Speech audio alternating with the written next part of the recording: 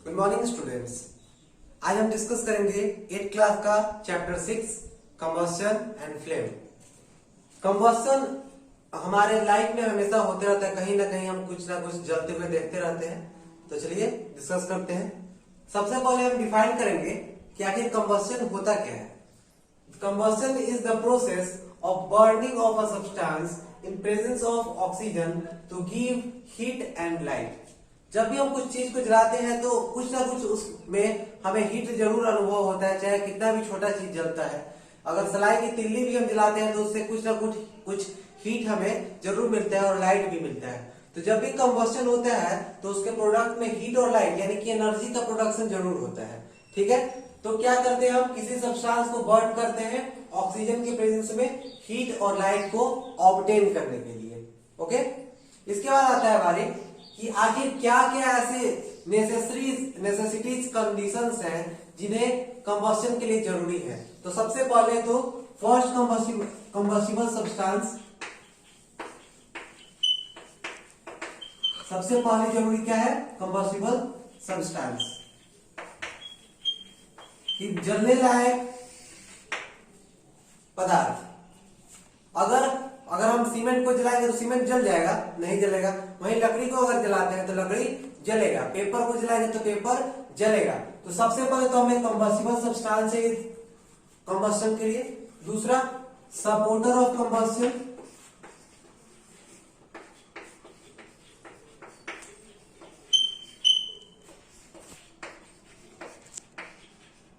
Supporter क्या है? Oxygen. Oxygen supporter है। ऑक्सीजन के बिना कुछ जल नहीं पाता है। जब भी हम किसी चीज को जलाते हैं तो अगर हम एयर की सप्लाई को कट कर देते हैं, ऑक्सीजन की सप्लाई को कट कर देते हैं तो नहीं जल पाता है। तो सपोर्टर चाहिए हमें ऑक्सीजन के रूप में। और तीसरा ignition temperature.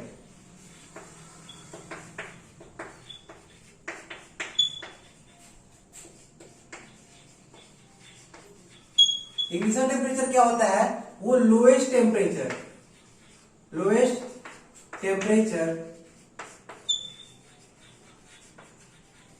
Eight which substance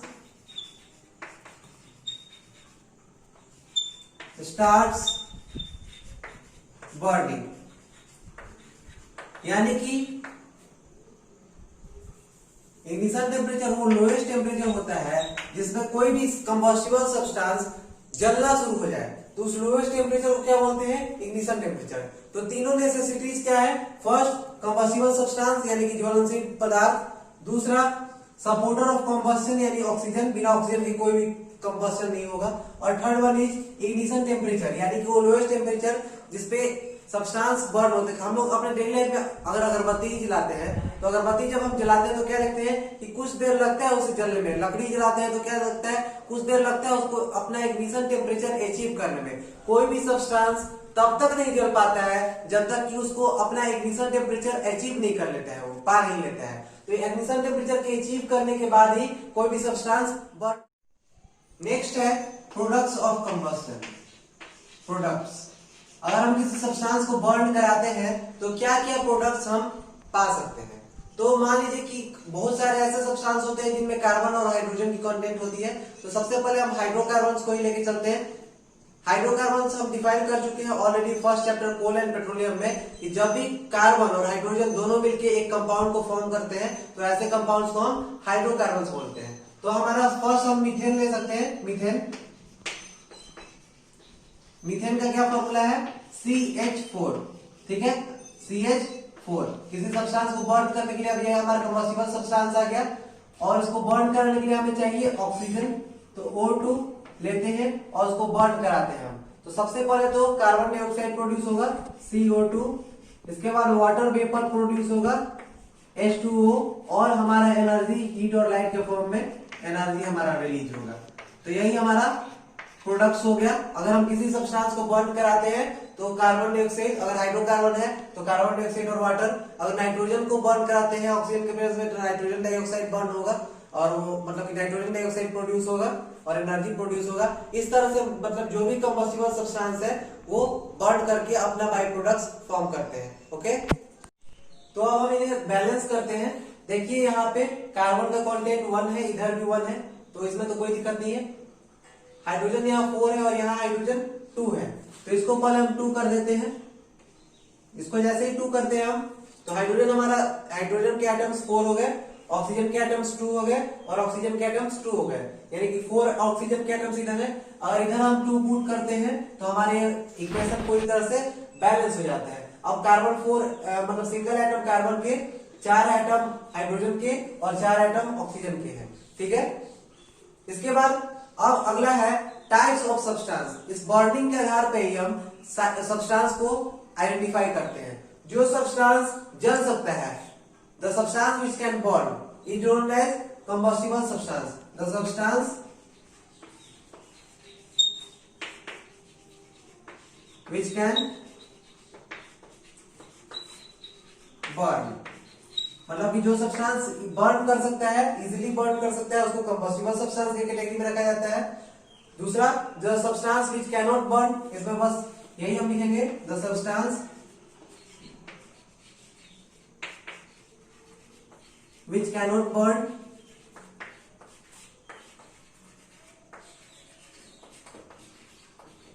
इसे कहते हैं नॉन कंबस्टिबल सब्सटेंस। और तीसरा कैटेगरी है इनफ्लेमेबल सब्सटेंस की।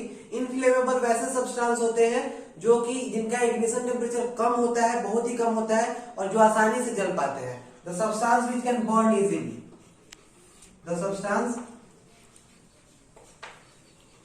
व्हिच कैन बर्न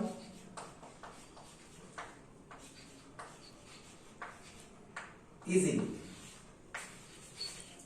वैसे सब्सटेंस को हम बोलते हैं इनफ्लेमेबल सब्सटेंस। इसके एग्जांपल्स पेट्रोल, डीजल, जब भी हम लोग चलते रहते हैं तो जो उनकी टैंक लोरी होके गुजरती है एलपीजी वगैरह की, तो उस पर लिखता है हाईली इनफ्लेमेबल, यानी कि अत्यधिक ज्वलनशील। उनका इग्निशन टेम्परेचर बहुत ही कम होता है और वो आसानी से जल जाते हैं। ठीक है, ओके। अब हमारा नेक्स्ट टॉपिक है टाइप्स ऑफ कंबस्शन, यानी कि जो ज्वलनशीलता है ये कितने तरह की होती है। तो there are 3 types of main combustions. First is rapid combustion. Rapid combustion उस कैटेगरी में रखते हैं जो कि आसानी से जल जाता है, जल्दी से जल के खत्म हो जाता है। जैसे कि हम लोग पेपर को जलाते हैं तो पेपर आसानी से जल जाता है और तेजी से जल के खत्म भी हो जाता है। ठीक है। दूसरा गैस, जो हम लोग अपने किचन वगैरह में गैस को जलाने की कोशिश करते हैं, तो जैसे हम फायर को एक्सटिंग्विश मतलब कि ऑपरेट करते हैं वैसे ही गैस हमारा जल जाता है। इस तरह से इस तरह के कंबस्शन को हम लोग रैपिड कंबस्शन की कैटेगरी में रखा जाता है, विच बर्न्स रैपिडली।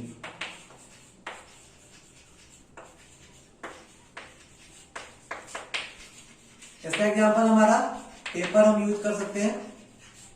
ठीक है, एलपीजी गैस, ये सबको इस कैटेगरी में रख सकते हैं। अगला है हमारा स्पॉन्टेनियस कंबस्शन, मतलब स्पॉन्टेनियस, खुद से जल जाए। स्पॉन्टेनियस को किस कैटेगरी में रखा गया है? जो खुद से जलने वाले सब्सटेंस है और वो कंबस्शन करते हैं तो उन्हें स्पॉन्टेनियस कंबस्शन की कैटेगरी में रखा जाता है, which burns without giving them heat. अगर हम उन्हें मतलब कि उनका इग्निशन टेम्परेचर जो रहेगा हमारे रूम टेम्परेचर से भी कम रहेगा, इसके बहुत आसपास रहेगा। इस कैटेगरी में हमें उन्हें हीट प्रोवाइड करने की जरूरत नहीं पड़ती है और वो खुद से जल जाते हैं। इस कंबस्शन को कहते हैं स्पॉन्टेनियस, सेल्फ बर्न,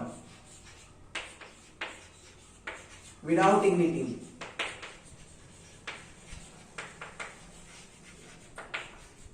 इग्निट करने की इन्हें जरूरत नहीं पड़ती है।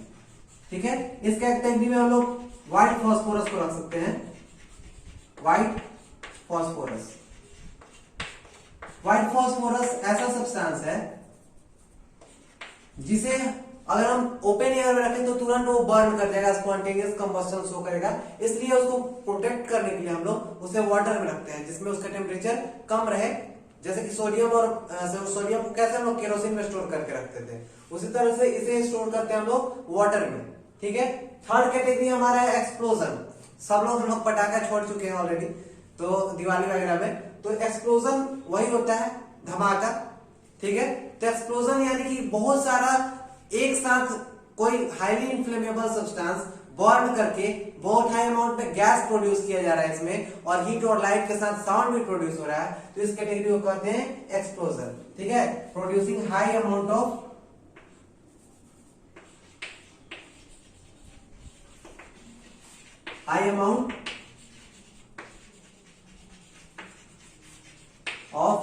Heat, light and sound. इसके अलावा गैस भी लार्ज अमाउंट में अगर धमाका होता है तो कार्बन मोनोऑक्साइड, कार्बन डाइऑक्साइड, या फिर जो भी मतलब कि नाइट्रोजन डाइऑक्साइड, कोई भी गैस जो भी अगर वैसे सब्सटेंस को फास्फोरस को ही बर्न करते हैं तो इस केस में वो निकलेगा। ठीक है, अब अगला हमारा टॉपिक है एक्सटिंग्विशिंग ऑफ फायर। कैसे हम लोग आग को बुझाएंगे। तो जो भी चीज अगर हम लोग प्रोड्यूस करते हैं, किसी चीज को बनाते हैं, तो उसे मिटाने का साधन बहुत आसानी से बन जाता है, या फिर कोई प्रॉब्लम आता है तो उसका सॉल्यूशन आसानी से आ जाता है। तो सेम चीज है, पहले प्रॉब्लम आने का कारण क्या है और उसके बाद उसके सॉल्यूशन को हम लोग पहचान लेंगे। तो हमारा क्या क्या था, सबसे पहले तो कंबस्टिबल सब्सटेंस, जलाने के लिए कंबस्टिबल सब्सटेंस सबसे ज्यादा जरूरी था। Second, supporter of combustion, and third one was ignition temperature. तीनों को हम बारी बारी से हटा देंगे। तीनों को अगर हम लोग कट करते हैं तो कंबस्शन ऑटोमेटिक स्टॉप करेगा। तो first of all first step क्या कर सकते हैं हम लोग एक्सटिंग्विशिंग ऑफ फायर में, removal of combustible substance.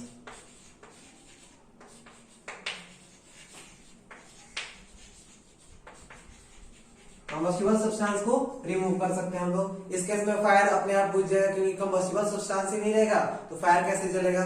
Second, cutting the supply of oxygen.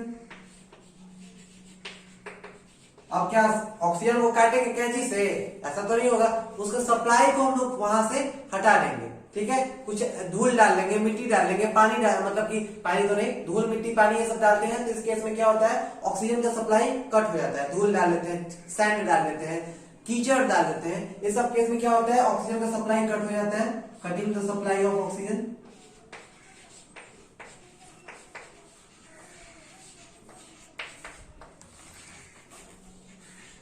And third one, lowering the ignition temperature. अगर हम इग्निशन टेम्परेचर को ही कम कर देते हैं, या फिर सब्सटेंस का टेम्परेचर को कम कर देते हैं ताकि वो अपना इग्निशन टेम्परेचर को अचीव ही ना कर पाए, तो इस केस में भी वो बर्न नहीं कर पाएगा। ठीक है, तो third one is lowering the ignition temperature.